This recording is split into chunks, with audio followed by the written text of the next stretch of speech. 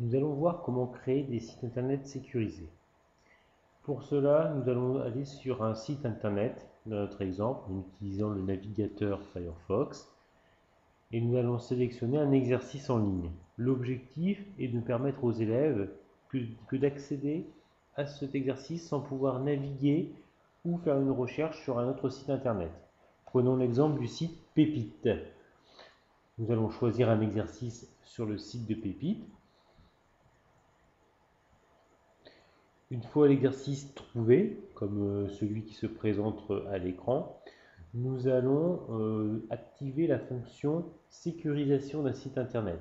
Pour cela, vous allez cliquer dans Firefox sur Outils, Edutis, Raccourci sur le bureau.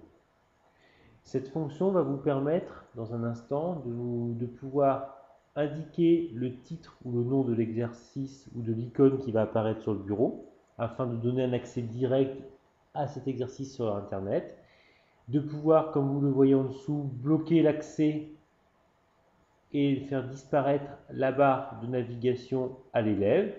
En appuyant sur OK, vous remarquez sur votre gauche ici la création de l'icône qui permet d'accéder directement sur notre exercice en ligne. Donc nous allons double-cliquer, nous allons confirmer que nous avons bien sélectionné le lien, et comme vous pouvez le voir, il n'y a plus de barre de navigation et vous arrivez directement sur le site. Donc plus de soucis de recherche pour l'élève, un accès direct à l'exercice pour le mettre directement sur la séance et sur la ressource que vous désirez. L'objectif étant une navigation sécurisée et ainsi un accès direct à l'exercice. Nous allons maintenant le rendre disponible aux élèves.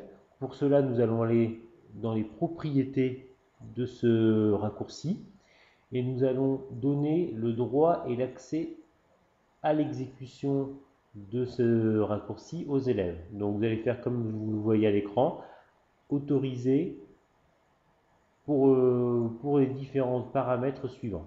Nous validons.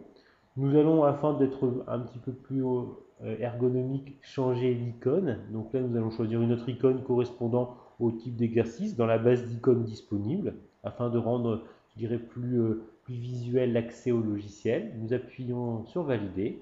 Comme on peut le voir, c'est appliqué. Et là, notre icône est prête. Il suffit simplement de la déposer dans le dossier Partage, dans le répertoire correspondant à votre groupe d'élèves, et tout de suite, ils pourront l'utiliser. Regardez, on le transfère, et voilà, c'est opérationnel.